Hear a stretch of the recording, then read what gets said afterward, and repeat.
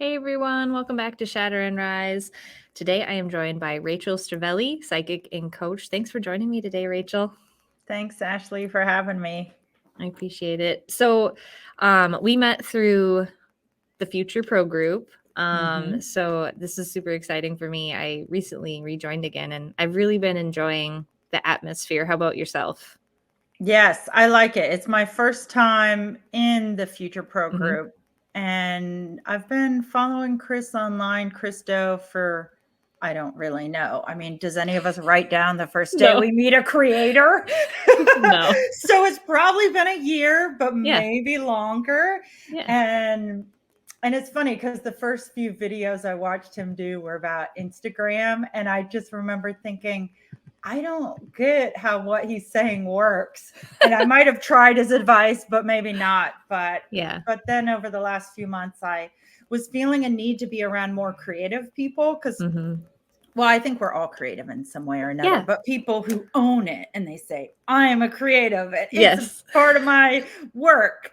Yeah. And I knew that in the Future Pro community, I could be around people like that. And Mm-hmm. so I just always feel excited around creative people. So I 100% agree. I think that there's a certain energy to it, and mhm. it helps me foster new ideas Mhm. and be more creative myself. Even though, like, I am a creative technically, um, just being in close proximity with others helps me get in the zone, I guess, more often. So it's really great. So I'd love to just hear, because you are another one that has um, a unique approach to how to take your business online and how to build a community. So I'd love to hear kind of what your journey's been and, where you Mhm. started and kind of Mhm. what you're working on now. Right. Yes. Well, it's definitely been a journey that I didn't expect. And I don't even know. I mean, I know some of the places I think it'll go, but Yeah. who knows where it's going? No worries. In 5 years, there will be another chapter at least. Exactly. Yeah. So, well, it's funny because growing up, my dad and my grandfather before him, they were both in business, but they approached it more from a just have the business and make a living, but not to grow it in a big way. My Right. my dad especially, he wanted it to kind of just be enough and then have that be what it was. Yeah. But I didn't really we never really talked about business much. And then when I was in grad school, I was auditing a class on business for farmers because I was Hmm. studying organic agriculture and soil Cool. science. Yeah, and at that time I thought if I'm going to be helping farmers, I at least need to know what they're working with. And a farm is a business. There's the growing side of it in terms of the land, but there's also the person to person business side. Yes. Yes. And so within the first couple of weeks of being in this class, I just thought, I felt my eyes had totally opened up. I thought, this is what business is all about. These are the kinds of Yeah. questions and problems and ideas that I think are very exciting. Hmm. And I hadn't really had an exposure to that because I feel in a lot of ways, my understanding of business was Wall Street and big Right. corporations and all Right. of that. It's not- and, yes. and A and I'm a very broad sense of what business is, yeah, right? right. And kind of I also feel like old school philosophies about business perhaps, and I Yeah. really care about the earth and the environment and people. And so I didn't really see at the time like that business, like how I fit in with it. And so then even though I was super excited for the next few years, I didn't do anything with it other Yeah. than notice that I thought business startups and small businesses were interesting and innovative, Yeah. and or they could be at least. Right. Yeah, and then when my daughter was born, I was gonna just be a stay-at-home mom and a homesteader and craft and write and do all that, but I realized pretty quickly into it, I don't really like being a stay-at-home mom. I don't think I want to do this full time. I'm bored. And Yeah. not that kids aren't amazing, but I just realized it isn't what I think it was going to be. And Right. so I started freelancing and I started coaching people in organic gardening because that was a Nice. really big skill set that I had. Yeah. Cool. Yes, and also it for anyone who starts business, maybe not anyone, but a lot of people when you're first starting, but if you don't know what you're going to start in, the some of the advisors and experts will say, well, look at the things that you're good at, Yeah. and that you have a body of knowledge and a skill set in. And I was an Mhm. expert gardener, so that's where I That's so began, and fun. I did that for about 5 years Oh, wow. part-time. Yeah. Mhm. That's so fascinating. You don't think of that as like an option, right? Like I love gardening. I'm a novice, so like Mhm. I'm definitely not an expert, but it's something that I really enjoy and it's interesting like yeah, sometimes doing that self-reflection to see like even though I've treated it like a hobby, is it something I'm willing to take on as like a career choice, and Right. just explore? I think we forget to do that a lot of the times, especially like when we're young. Gosh, I wish I would have just explored more, like just the things that Mhm. I'm good at and the things that I enjoy doing. Right. Yeah, super awesome. Yes. Yeah, so I explored it, and then, like how some explorations go, it actually wasn't a great fit for me. Yeah. I didn't have the interest in the way that gardening typically works is in the spring and summer, there's a lot of interest, there's a lot to do. But then once the plants are in, and before harvest comes there's not that much to do, Right. and so it felt like there were these big spikes of a lot of activity or a lot of people wanting to meet with me, Yep. and then periods, especially in the winter, months Mhm. of nothing happening. Yeah. And I know that there are people who have made a living of it and they figure out what to do in those off periods, Yeah.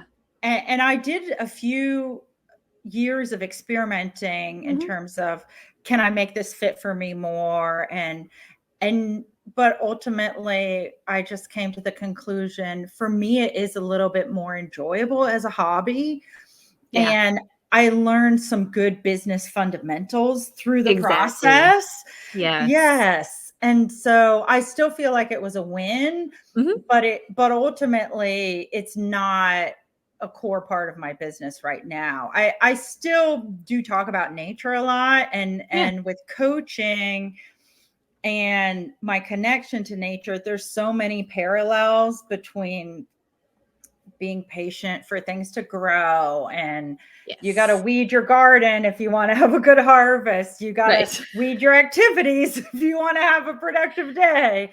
Right. There's all these cool areas that there's overlap in terms of the concept, so that's still there. Yeah. No, that makes total sense. And I actually had a similar experience when so the first business I had was a sewing business and I Oh, took my wow. hobby and so I made tried to make my hobby my business. But also I think um like there's a difference and you realize it when you're in the throes of like staying up till 4 in the morning sewing Mhm. or working on business stuff in the time doesn't feel as enjoyable as it did when you were doing Mhm. it for yourself and I started to resent it and I was like ooh this Yes. isn't quite right. So it's really great that you also recognize that and we're able to kind of pivot but also look at it in a positive light and Right. I've now come to terms and I feel the same way that I learned so much about business along the way. It's Mhm. not a failure. It was just another experiment that helped me get where I need to Yes. go.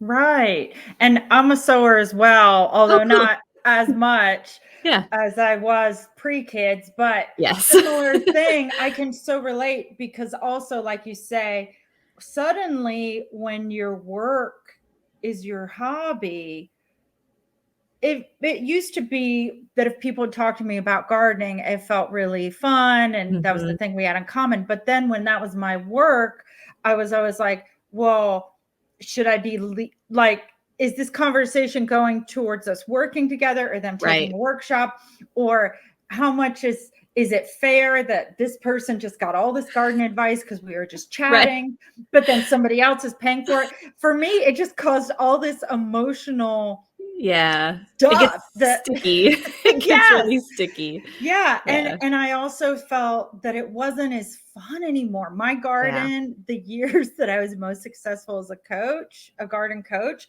my garden was the least successful Right. because I wasn't putting the time into it. Exactly. Kind of like mechanics and how they never work on their own Yes, stuff. It's so right. true. Yeah, and the other thing what you said was making me think of, it was such a great learning experience too.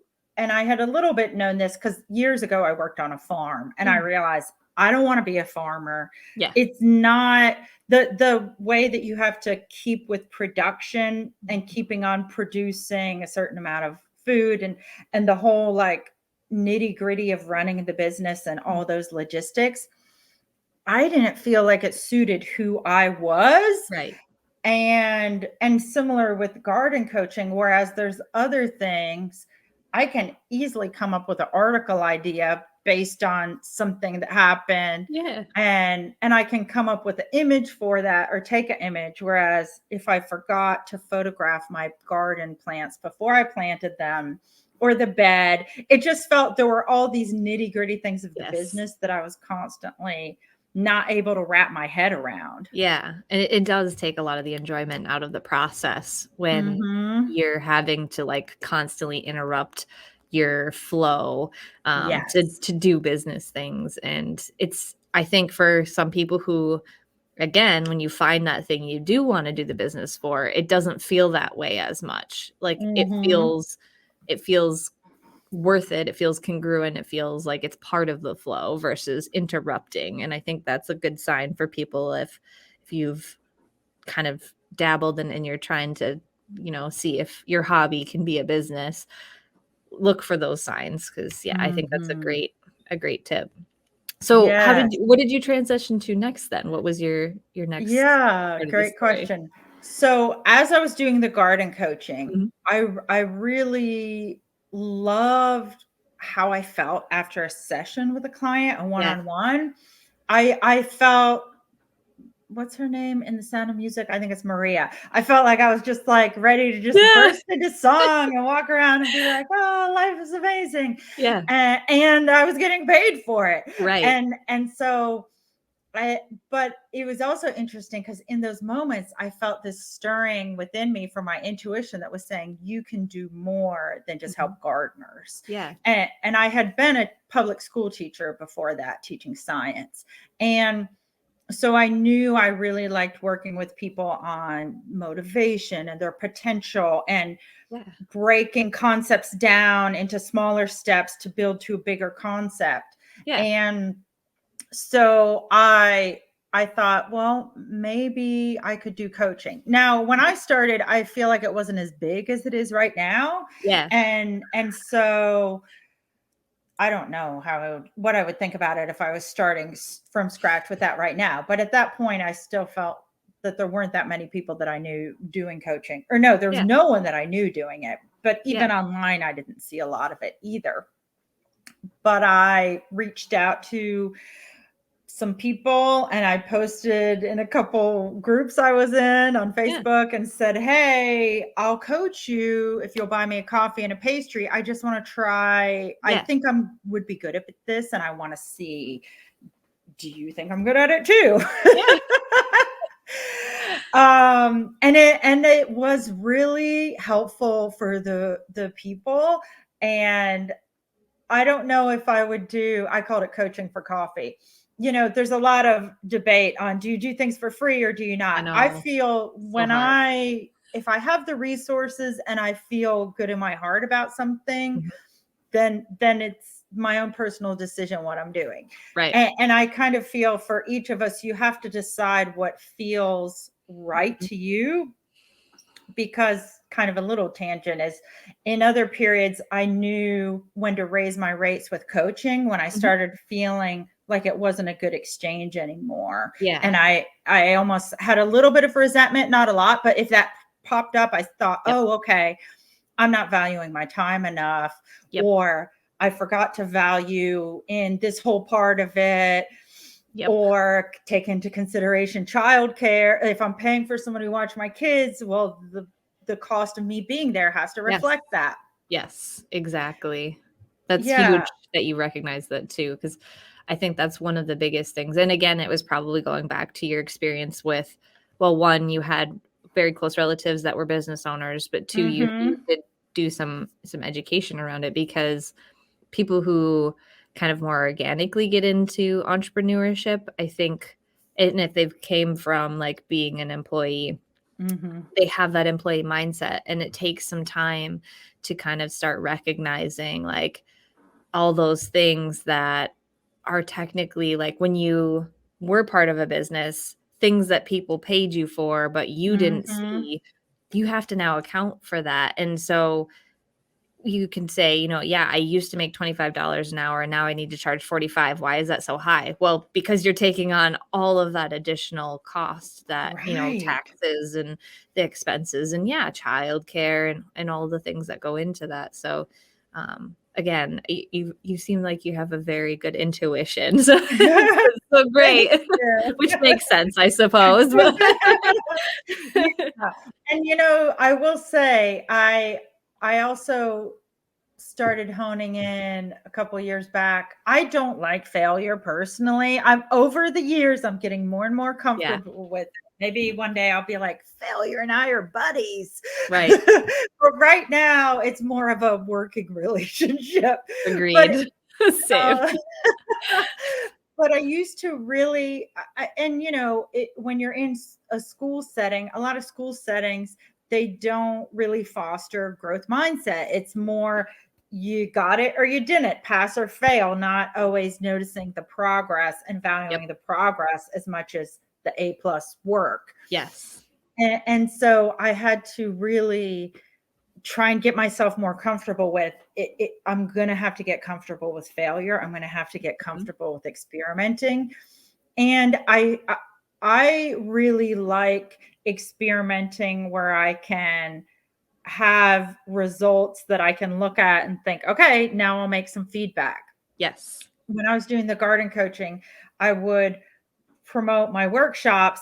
And if nobody signed up for it, well, was it, I was like, well, there's my market research. Right. It's like if the one on another topic got a lot of signups and then a similar thing. Now, of course, there's a lot that could go into it.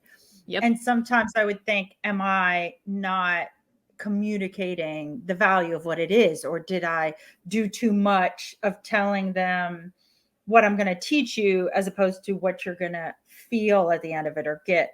So there were always things that I was learning, but sometimes I like to jump in and just start seeing what works, because I have a tendency to think about things for too long if I don't get into action, and then the ideas never get out of my head. Yes. I think there's a good balance between like do a tiny a bit of planning, try something, look at the results, pivot, do it, okay, make a new little plan, right? There's no like plan. Oh, now it's perfect. But then there's also not the opposite of that, of like just jump in and don't track anything and just keep winging it. Like you have, there's a middle ground there. Yes, exactly. For sure. And so with coaching a little bit, I just jumped into it. Some of it I knew I had a skill set from being a teacher and from the various things I had done. And I didn't want to go through a program because I had done grad school and undergrad. So I felt I've got a lot of education. I'd really like to take a break from that for right now. Yes. And so I was life coaching people on various issues that can come up in life for a couple of years part-time. And then the further I went into that, the more I realized my intuition was really a big part of the sessions that I was having with people. And I was reaching a point where I felt, okay, I have enough experience. I'm pretty confident about what I'm doing. and how do I market this now? Because Yes. in the space of a few years, I feel the coaching industry kind of exploded. Yeah. And I felt, okay, well, I want to differentiate myself. Yes. And my clients kept on saying in one way or another that my intuition was what was helping them. Mm-hmm. So I started leaning more towards that. And these days I've leaned even further in that, first and foremost, I work with people as an intuitive or as a psychic. Yeah. To me, those two are interchangeable pretty much. And then I also coach people as well, but it's Mm-hmm. not as much of my focus because I personally want to keep on leaning into where my greatest gifts and greatest strengths Yeah. are. Yep. And it seems that that is the area. Yeah. So I'm following that Nice. wonderful journey where it goes. Yeah. I love that so much. And I think that this is like the example I want to show for people. So this podcast really is just kind of it's like a beacon of hope for people who don't go the traditional route. Um, but this is like, again, and you've probably noticed this, there's no guide for Mm-hmm. this process, really. So much of it is trial and error and collecting the information and trying to make the next best choice for yourself. And Mm-hmm. I love to see that you figured out there's these moments, I think, where we get, like, whether it's a gut feeling or intuition or Mm-hmm. whatever you might feel is the thing that's pulling you in a certain direction. And even though we try things along the way, I think we have to have some grace with ourselves that, like, again, those aren't failures. Those were building blocks to help Mm-hmm. us understand and help us refine down to what it is that we really do enjoy most and like Mm-hmm. what it is we're meant to do. Right. Oh, So yes. I I so love that. agree. Yes. And I want to share too, because I'm sure some of the listeners have experienced this. And sometimes there's external life events. For Yeah, me, for the sure. pandemic was another pivot point Hmm. because even though I could see how a coach would be helpful early on in the pandemic, it didn't seem like a lot of people wanted to hire me, or the Yep. people I was working with, we finished up and then they didn't resign again. And Yep. so I started thinking, well, what are my other skill sets? I Hmm. want to be nimble and Right. not just hold on to something because I think it Exactly. has to work because I Exactly. wanted it to work. And so one at that point, I developed a program called Nourish with Nature, where it's all about tapping into peacefulness and calm by sitting out in nature. Hmm. It doesn't have to be sitting, but Yeah. walking or observing Yeah. nature every day as a way of a reset for yourself, Hmm. especially in chaotic times. Right. And it was a thing where I felt I was a little bit pulling in things from all different parts of my life to create something that people would enjoy, Yeah. that was a need that Yes. people had too. Yeah. And I think that's, again, you're just killing it. Oh.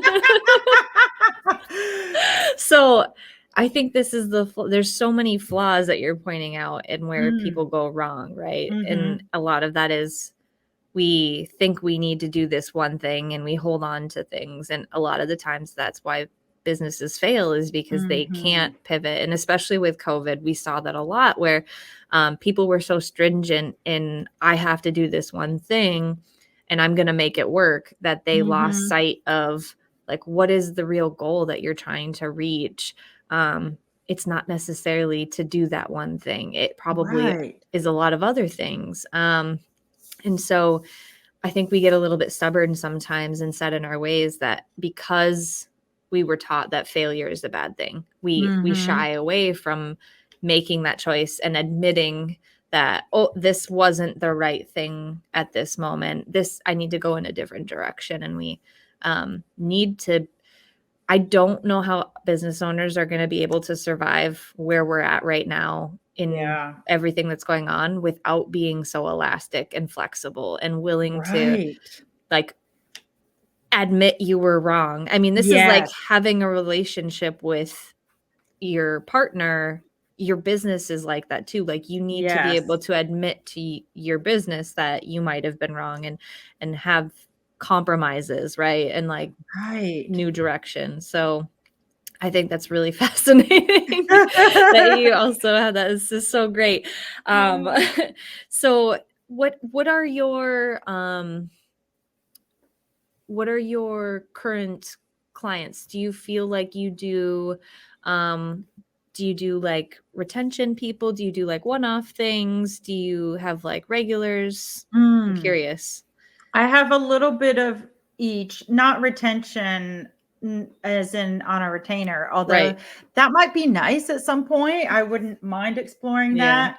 And I mean, who knows? You just open that door for me. I was actually advising somebody a few weeks ago at a networking event who was talking about the way she works with clients. And I said, maybe you should have them on a monthly retainer. But so I have a few people, they don't work on an official retainer, but we work together regularly. And for coaching, oftentimes what I do is people can work with me for a contract. And then after that period, it's like if you were renting, and then after your lease is up, you're month to month. That's a little bit how we do it. Right. And to me, it feels natural. It's like we already have a foundation, and then it's on an as needed type of basis. Yeah. And with my psychic services, that has been a new offering as of this year that I've marketed purely just as that. And so that I'm allowing to be a one-off because I haven't even honed in on my marketing yet for it. I'm just open and exploring. Thus far, I feel like I'm being more successful with that than coaching for what feels like doing less work. Right. And I also love doing it. And that's why I kind of went all in on it in some ways, because I thought if everything is aligning, then I'm just going to go with this. Yeah. I think that's wonderful. And that's like, why wouldn't you then? Right. Like if it's working and you're happier, that's amazing. That's a green check mark on the experiment, right? Right. Yeah. And it also makes me think, related to some of the things we've been saying, even though it's still part of what I'm doing, mentally, I'm thinking of it like a clean slate. And I feel that I'm applying all these things I've been learning for years to it, which maybe also why I'm doing well with it, because I am not having the periods of learning in the areas that I don't see, or I'm not worried. I've priced it at a place where it feels very easy to tell people about it, and I won't get any weird money feelings. And even though I work on money mindset, probably like a lot of other people do, I don't. I just made it so it's easy to begin if people want to begin. Yes. And that makes it easy for me to feel like there's momentum there. Right. Yeah. And I'm enjoying it. And I'm also, it may be true for some people listening, but, and it might also be because I'm more comfortable than the average person living intuitively and a little bit like taking one step, even if you don't know where the next step is going to land, type of thing. Yes. Although I've had to train myself for that. It's not like I just wake up and I'm fearlessly charging into the darkness. Right. But what I find is the more that I keep on doing that, the easier it is to do. And the more it allows me to have curiosity and just see where it's going and not hold on to it too tight, and also be open to learning from others. For example, Christo, who leads the community that we're in, I feel that there's some things that I'm receptive to hearing now that another coach told me a year ago that I wasn't receptive to hearing, because I don't know. There's all kinds of reasons. Who knows why? It's a lot of it's mindset, if you ask me. Yeah. It's just where you're at in your own journey. And I've been in the Future Pro group twice. And the first time I didn't do any of the things he said and I fell off. I didn't use it very well. And the second time in, I've been doing and following, and I've had results. And that's great. So I think a lot of that is, again, it's on you to make sure that you do the work, because there is work to be done outside Mhm. of just being a business owner. There's a lot of personal development Yes. that does go into this when you're transitioning from being an employee to running your own stuff. So, Right. Yes, so true. And like you were saying before, there's so much business, there's so many elements and practices and whatnot in business that when you're an employee, you don't see it because it's mm-mm, not your job. But right. then when it is your job because you're the boss in whatever capacity, Yep. there's a lot to learn, and we can only learn so much at once. So some of Yes. it you can't really get it all at the same time. No. And I think that as you discover new things, like, there is a like, it is a journey in it, and Mhm. it works itself out, and really more than anything, it's how long are you willing to show up and keep pushing forward. I have a business coach myself, Oh, and cool. he I got to a moment where I was like, I don't know if I can make it, and because the money's running out, and he's like, "Well, is it a when question or an if question for your business?" Mm. And I'm like, "A when. Like, I just feel called to do this thing." Mhm. So, for me, like, it'll happen someday, and he's like, "That's what you need to know then, and we can build the next steps according to that." And so, like, but how would I have known that when I started, right? Like, Right. there's just so much there's so many factors. COVID, for instance, no one could Mhm. have predicted that. Right. Exactly. And so, I think it really is, there's so many factors that go into whether someone can make it through and be successful. And I still 100% think that it's their version of success. It's not anyone Mhm. else's version of success. But um, Yes. I think even just doing it is success in its own right, to be honest, a lot of the times. Definitely. Uh, Yeah, there was a period about 2 years ago early into COVID, so in mhm, 2020, where my coaching wasn't selling. I mhm. had created this Nourish with Nature program, but I felt like I sold it to everybody and told everybody about it 3 times over, and then I thought I didn't have new people. It felt like a lot in my sphere, Yep. followers, email subscribers, Yep. whatnot. And so I a little bit was reaching this point where I thought, well, what do I do now? Yeah. And as a mom, I was a little bit, well, no, a lot physically depleted from just everything. Everything. Yes. And so I took off 2 months, but I told myself I'm going to let myself for the first month be open to if I don't want to continue with this. I still learned a lot. I still met a lot of people.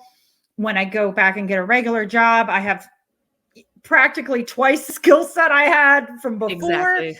And I really let myself just let it go and give myself time to take naps and take a break and Yeah. rest and heal mentally and emotionally. Yep. And it was amazing because within a few months, and I was physically pretty depleted because my son wakes up a lot and had insomnia, and and Feel in ya. this, oh yeah, and also COVID. And Well, COVID. he didn't have that, but it's like COVID life is General. draining. Yes. And so within a couple months though, I started thinking, okay, I do want to do this, but what parts of it weren't working, Yeah. and what is the sustaining through line for me that is a have to, or it feels like this is what I'm going to do Mhm.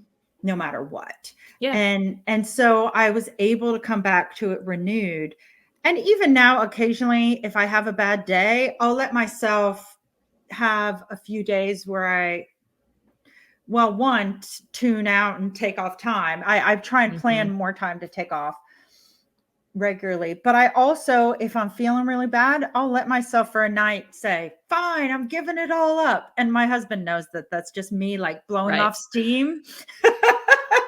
Because in a day or two, I'm right back at it again. Right. Right. But it almost feels good to me to know that even though I am sticking with it, sometimes if I'm feeling really frustrated, it feels freeing to say Yeah, I'm giving it up. it does.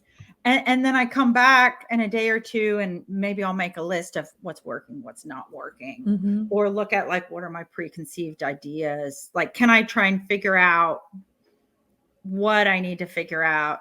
Right. Or work with somebody else, have them, Yeah. a coach or some other Mm-hmm. person come and look at my situation and give me feedback. And Yeah. usually I come back even better. Right. And okay, so I'm a huge advocate for work-life harmony. That's kind of where Mm-hmm. I'm going with my coaching Yes. direction. Awesome. And so for me, I think that we forget that that's a reasonable thing. Like, also, Mm-hmm. when we transition from being employees to business owners, we just get so involved in like, I need to do all the time. And Mm-hmm. we forget that we do need like rest and weekends. Like, you need downtime. Like, we're not a robot, we're not a machine. Mm-hmm. And if you're feeling that way, usually it's better to listen to your Mm-hmm. body, and it's Exactly. telling you, like, you need to shut it off for a few Mm-hmm. minutes, and when it turns back on, it will be running much better. But if you just keep trying to slog at it, the results you're gonna get aren't going to necessarily be, good or positive, Exactly. for the business Right. or for you, you know? So Mm-hmm. and also I think I love that you mentioned, like, that you just tell yourself, "I'm giving it all up," but I think that's the, like we go into at least I think a lot of us go into entrepreneurship for the freedom it gives us because we Yes. we love that flexibility, and so having that chance to be like, "I have the ability to quit Mhm. whenever I want to," Exactly. and not feel so chained down because I think we get into that mindset of, "I have to make this work," um, Mhm. and we keep like beating our heads against the wall instead of taking a step back and looking, okay, how can I make this better? Maybe this Yes. isn't the avenue, but maybe this isn't the road I'm supposed to be going down anymore. maybe Mhm. maybe I do need to pivot, or maybe I can put in this quick little fix and I just need to tune things up, and now we're back and running again. Exactly. Yes. And it's funny because when I started, I didn't have childcare lined up for my kids. So I was Hmm. working on the weekends, or Hmm. then I had a nanny who would come 2 mornings a week and I would work the whole time she was there. And then I would do stuff in the evenings. Hmm. And and at various points I maybe even like 6 months or a year into that, I thought, but I never have any downtime for just me. And my Nope. cup is empty now. Very And also empty. like my creative cup, because I'm pretty good Yes. about I'll lay on the couch if the kids are playing Yeah. happily. And I'm been really good about resting, physical Right. rest, but also just finding Julian Cameron, who wrote The Artist Way, talks about artist Mhm. dates. So having these Yes. activities that you do that really just light you up or give you new ideas and that feel really inspiring and invigorating and exciting. Mhm. I wasn't having enough time for that. And if you work in a personal relationship field like I do, and maybe it sounds like you do too, Yes. if you're coming to it not that inspired anymore, over time, the effects of what you do are not going to be as It good. reflects. It reflects. Mm-hmm. And it's even like not even if you're working person to person, but let's say you're creating content on YouTube or something like that, Mm-hmm. it comes through. Um, Right. and the burnout comes through, and the lack of enthusiasm comes through, the lack of creativity. And yeah, it is huge. And I struggle with the same things because, I also have a 1-year old and an 8-year old, Mm. and I've got 3 different businesses. I'm trying to uphold. I'm the only income earner in my household. I'm teaching my Oh, husband how to wow. be a stay-at-home dad all at once. And so I do the self-care things, Yes. right? I insist, like I have to, Mm-hmm. otherwise this boat ain't staying afloat. um, and even those are hard after. And I'm talking like Mm-hmm. having a shower as long as I want to, like that kind of Yes. self-care. Not like going to the spa self-care. Yeah, right. But that creative space to like, I love to paint and I like to doodle, Mm. and I love to garden. Even gardening for Mhm. me is creative. Mhm. Me too. And just, yeah, digging in and getting dirty, or doing, I love to do like woodworking and DIY housework stuff. Cool. But where do you find the time? Mhm. And a lot of that is you have to schedule it in. Like, Mhm. you have to make the time, Yes. because yeah, everything else suffers as a result. It really does. And it's kind of sad that Yeah. I know that there's like lots of people. I think Seth Godin, one of the people that Christo interviews, talks about like there is no such thing as like feeling creative, and being a professional means just showing up Mm. to do the work.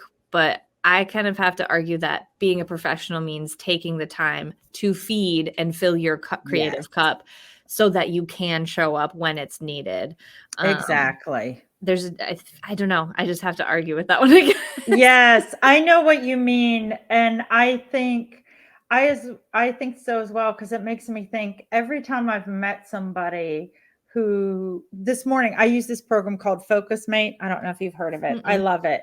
It's like Zoom, but the whole point of it is you meet with someone, Yeah. you say what you're going to work on, and then you go work on it Nice. for 30 minutes or an hour, Yeah. and then you come back on your screens at the end and say, how did you do? How did you do? That's awesome. Yeah, I get so much done with it. And I bet. so, yeah. And on people's profiles it says books that they're into, music, whatnot, and a few Yeah. other things. And lately I make the point that whoever I'm having the meeting with, I go see what they're into, because I'm randomly matched with people Right. from all over the world, Right. English speakers.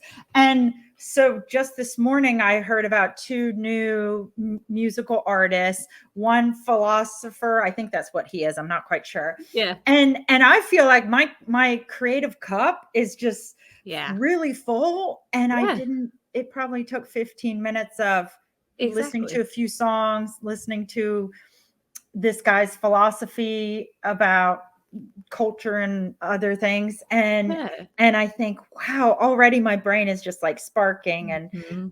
doing its fun connecting things. Yeah.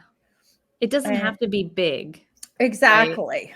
It doesn't. And I think that this is the part I really enjoy. Like, doing the podcast fills my cup because I get Mm. to meet new people and just hear about their Mhm. story. I love hearing about other people's stories. I say my passion is passion because I just get so excited. That's Um, cool.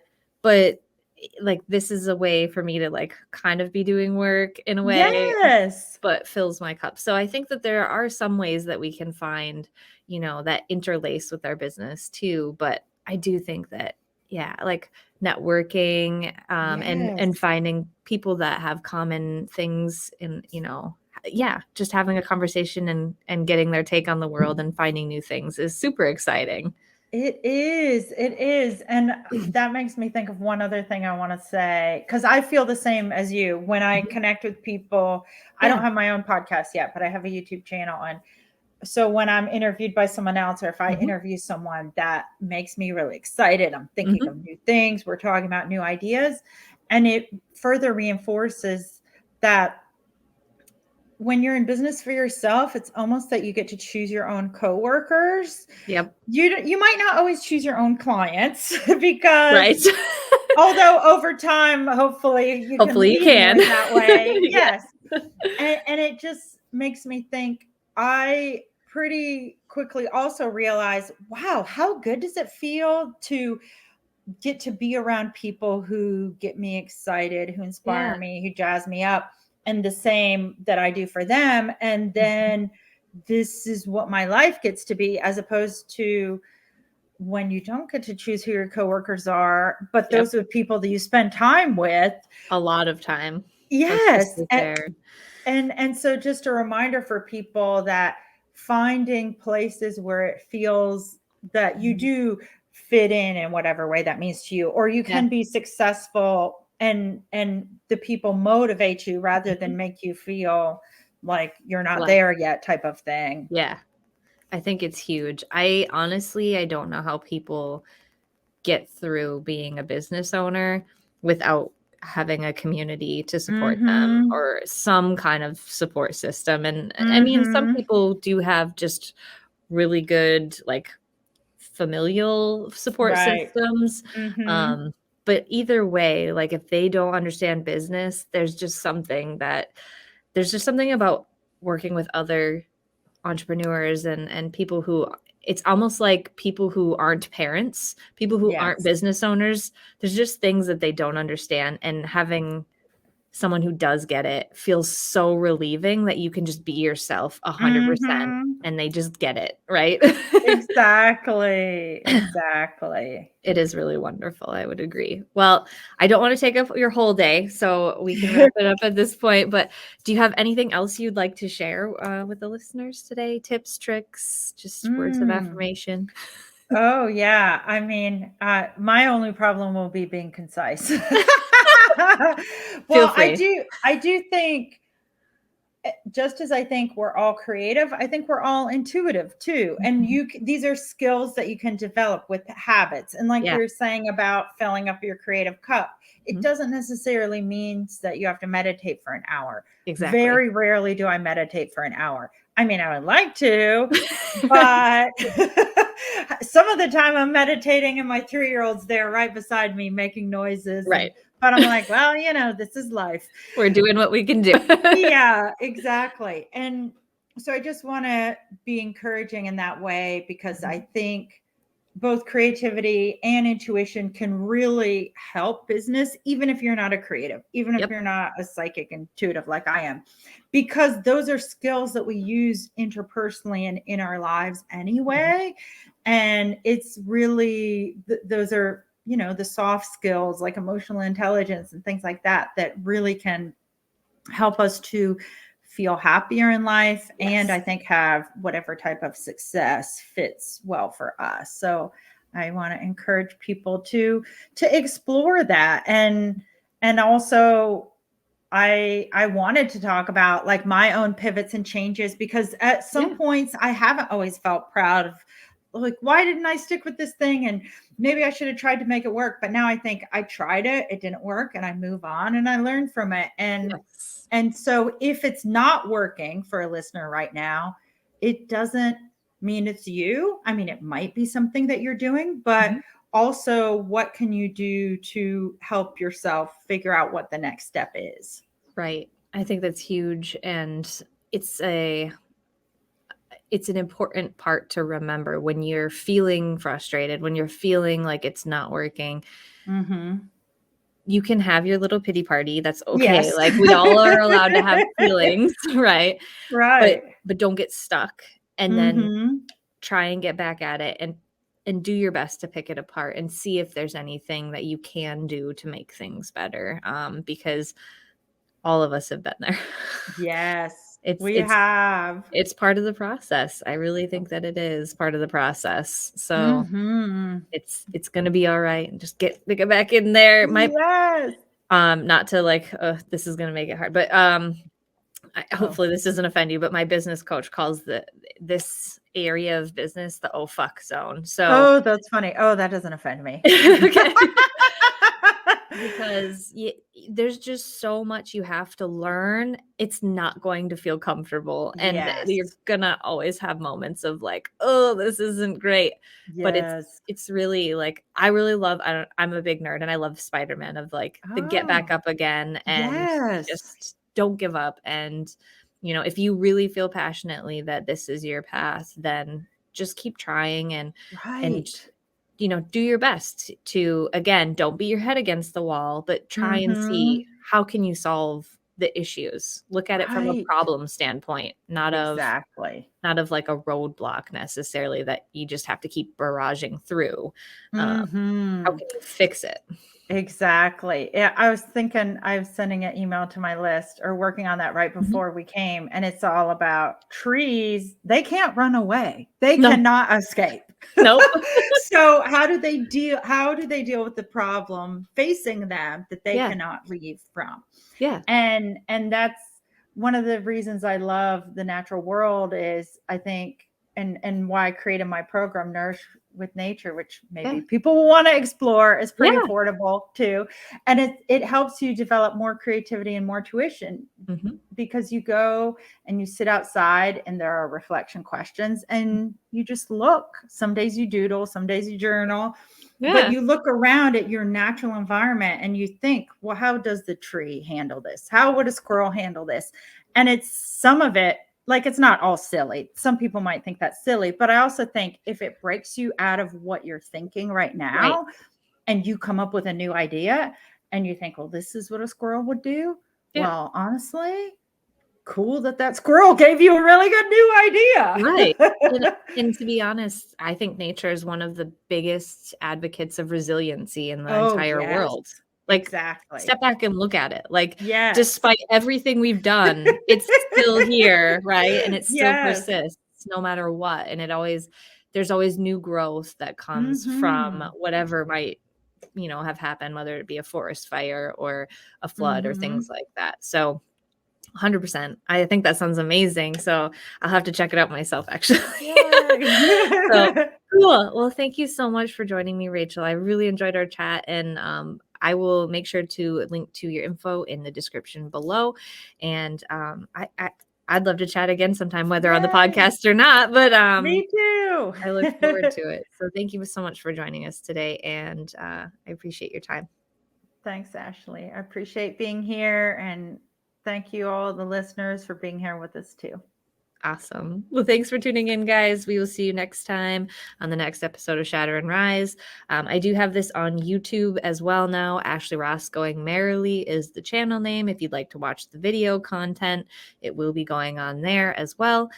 So be sure to like and just subscribe. And I love to hear from everyone. Please comment below if you have questions or if it resonated with you at all. We would love to hear from you. Take care and grow tall and spread love, my friends. See you next time.